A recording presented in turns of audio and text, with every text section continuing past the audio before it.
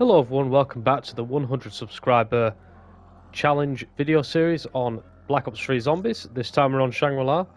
Let's get straight into it because you guys kind of know the drill by now. Last time on Ascension we did the Perimeter Breach challenge. Shangri-La, a little bit harder. Not entirely sure what I'm going to do just going in. I think I'm just going to play a normal game because Shangri-La is an incredibly tough map. It certainly was back at the time. I don't know if that's really changed on the Black Ops 3 version, potentially, but if I find it's going on a bit too long, a bit like Perimeter Breach, I'll just cut things when I feel like I've run out of steam a bit. But this map, I've got so many great memories of this one, so for now I've got plenty to talk about at least. As we wait for this damn thing to load. But Shangri-La, where to sort of begin when talking about this map? So this map come out in June 2011. It must, yeah, because Black Ops come out in November 2010, so that's got to be right. Just trying to get my dates in my head here, because I'm going to go, yeah, we're going that far back. We're doing the full story here. So we've got these horrible monkeys here, they'll come into effect shortly. I tell you what, I'm not going to buy Quick Revive, that way, you know, the match shouldn't go on too long. That can be the challenge. As I say, this map come out in 2011, June. If you were a Xbox owner, 360 at the time. If you were PlayStation, like I happen to be, unfortunately at the time, because we got the map packs a bit later, we always got them a month later. So for people like me, we got this in July. I think it was like July 20th or something like that, July 28th. I want to say July 28th, I'll look that up later. But what this meant was that for somebody who was in high school at the time, I was 14, I believe. No, I was 13, wasn't I? Yeah, 13, 14, off the top of my head. And this meant that we had what we have in the UK, the 6-week summer holiday, where there's no school for 6 weeks. Everyone's favourite time of year as a kid. And this map come out literally at the perfect time, because it meant that we had basically 6 like full weeks of just playing this map. And we just end up falling in love with this map so much. And I think this map gets a bit of flack, because it's seen as, you know, not as creative or as fun as, like, say, Call of the Dead and Ascension, but I think this map is top-notch. This map got a lot of undeserved flack. I just think it's a really tough map. It's a bit of a throwback to some of them earlier World at War ones, which may have been one of the main reasons I particularly loved it so much, and my friends. Nice, max ammo, we'll take that. What the hell? Since when do they run on round 2? That must be a Black Ops 3 thing.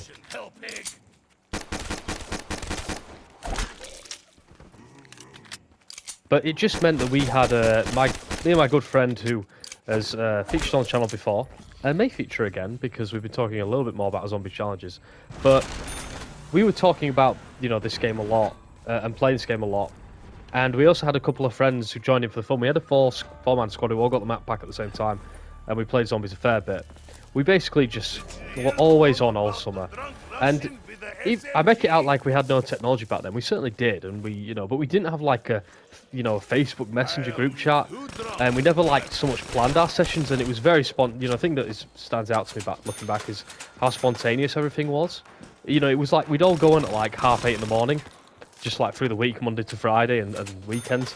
And we'd just all like instantly be popping up online. And this was without any communication, because I only had like the phone number of the main friend who's come with a lot of these challenges that you've seen. So we used to communicate when we were going on, but the other two lads, we never communicated when we went on. So we were just always, you know, just simultaneously, it seemed, just always coming online at the same time and just absolutely loving this map and having great memories doing the Easter egg and all that. So, you know, figuring out that Easter egg, man, that was so much fun. I mean, say figuring it out, we were watching YouTube videos, but like Next Gen Tactics, remember that? Spider-Bite and all them guys? That's a throwback, but you know, that's how we were doing it, and it was just so much fun. I'm going to see if the monkeys will take this. So, interesting thing with this map, you have the introduction of these little bastards, these monkeys, and they try and steal perks.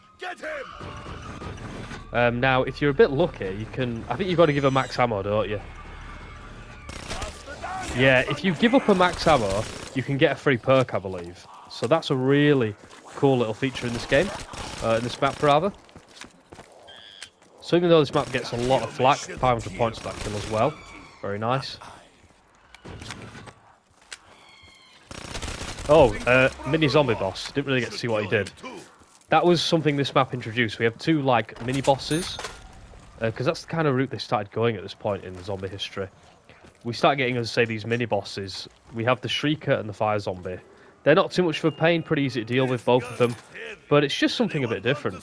As I say, we start getting a bit of experimentation zombies at this point. Call of the Dead map had the George Romero, which is a bit of a touchy subject. Quite an annoying thing at times. A good idea, but I think just giving way too much health.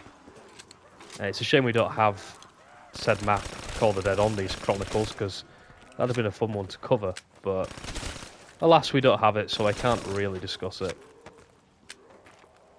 But you'll have noticed now in Ascension and onto this map, they kind of moved away from having dogs as like the primary break round. We'll take that 400 points, why not? We'll shotgun this bad boy up. It's a good thing to go with. Widow's Wine. Do we have Semtex? We should do. I thought you got Semtex in this map. I might be remembering that wrong.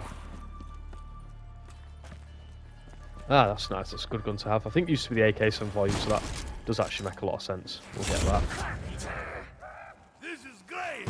What happened? But I think anytime there's a drop, you'll get the monkeys come in. But if you can kill the monkey before it gets away, you will get monkeys coming in.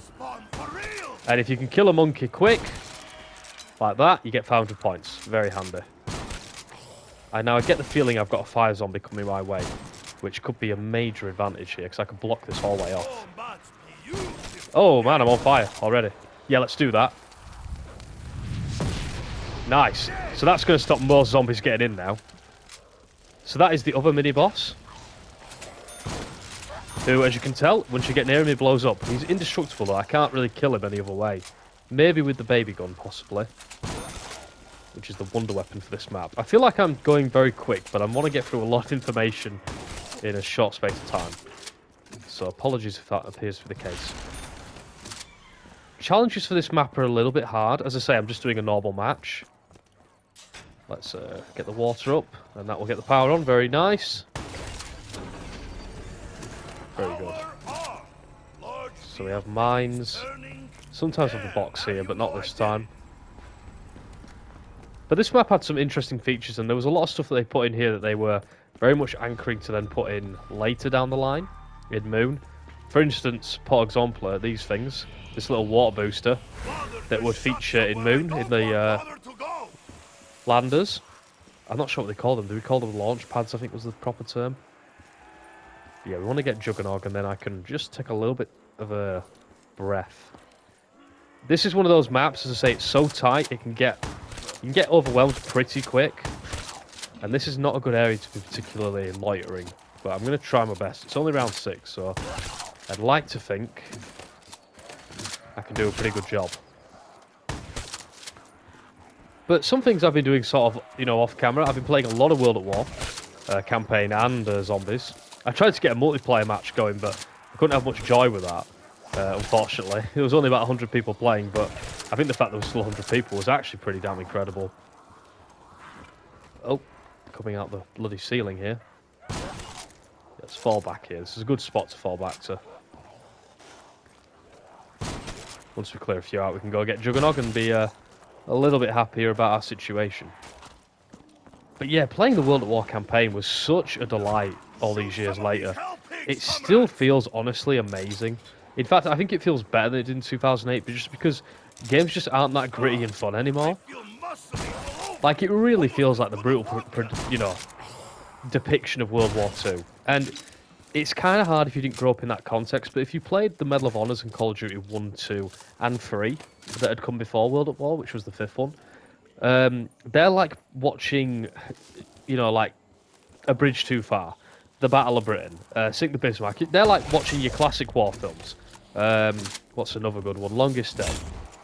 And then I think World at War is like watching some of the more brutal war films out there, like sort of like what Saving Private Ryan brings and its D-Day landing. You know, it really is the evolution of like, you know, World War II computer games where they started getting a bit more bloody and brutal. I know Brothers in Arms was kind of that before, but that's kind of a direct parallel to Band of Brothers. And yeah, it really is this seminal moment in, I would say, gaming. That the one is that but it's one we kind of slept on. It was noted at the time for its brutality, and a lot of it just comes from the fact that they showed the Pacific side of the war, which generally kind of obviously goes under the radar even to this day. I think a lot of people can tell you when VE Day is. They can't always tell you when VJ is, which says a lot, doesn't it? I'll go with the BRM. This seems a fun gun. Let's try and focus on opening up some of the aspects of the map. So Pack-a-Punch is up there in this one. All you got to do is find a panel like that and stand on it. And that will get you Pack-a-Punch, as I accidentally throw a grenade. But this gun should do the business in round 7, at least I'm hoping so. Oh, that's a Shrieker. But even playing... What the hell was that? Even playing World at War is zombies is still a lot of fun. You know, a lot changed. A lot of it for the better, I will say. Where is it? There he is. Ah, you bastard! I nearly got it. I was looking for the free perk. It was there very briefly. Anyone else want a shot? I don't think that'll kill the Shrieker. Well, it might have done. Nice. Anyway, let's get in here. Puzzle room. This is a bit of a death room because you get all these traps, like some out of Tomb Raider. So we can go down that slide now. Lots of cool areas for navigation in this map. So if you know how to use space effectively, you can have a really fun time with this. But it can be pretty damn tricky.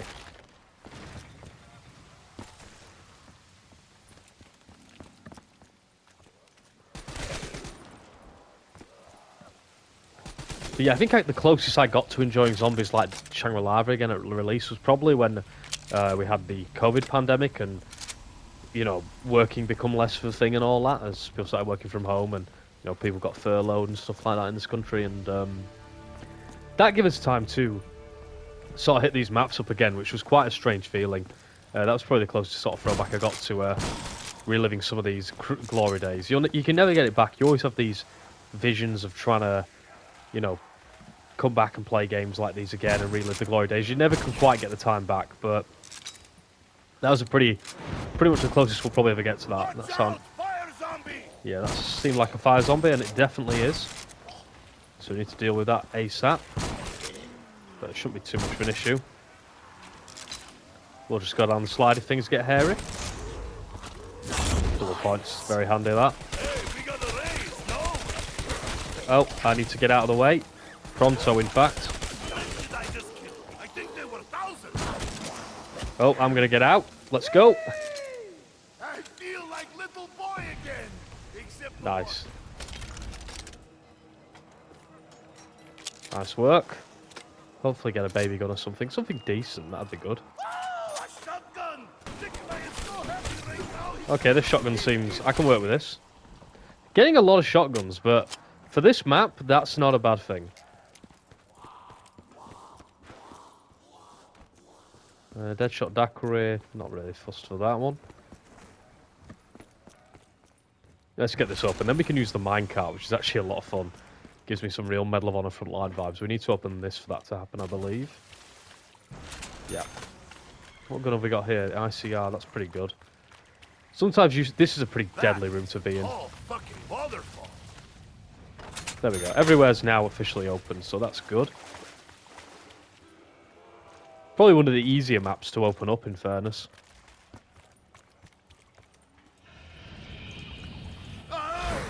Russians do not like flying. So, everything's gone a bit quiet, hasn't it?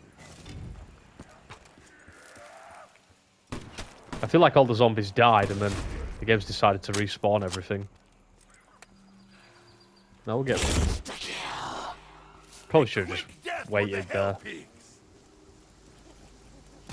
Not today, evil monkey. That was a nice 500 points, I believe. That's good. I'll be sure to show the minecart. That should show you guys a lot of fun in this map.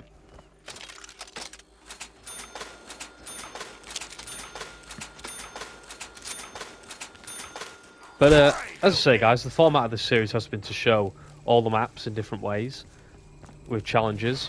of course, Shangri-La's first time we're really deviating from that.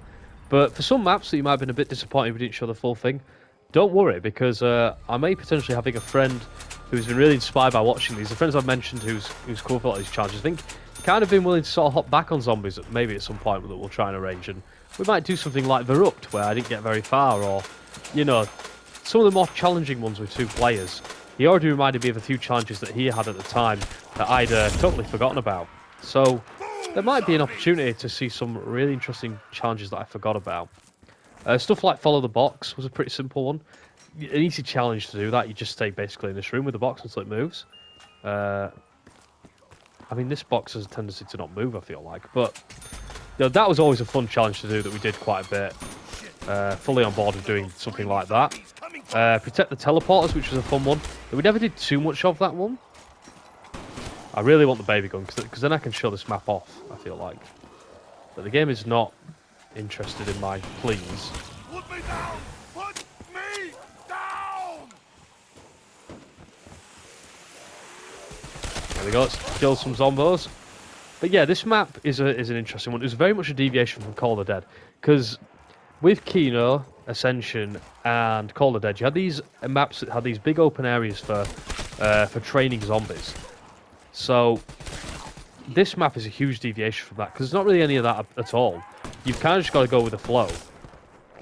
And, you know, camping can be an effective strategy, just kind of finding your own area to sort of be in. With 4 players can get pretty damn tricky, because you're all kind of on top of each other. And say, those other maps that we mentioned, there's a lot of areas you can go to without being on each other's heels, but it's pretty tricky around here. Right, come on, give me the baby gun. Right, I'm kind of glad that you've pissed off, because that box wasn't giving me much luck. I think that box just disappeared. Again. Let's see where this goes.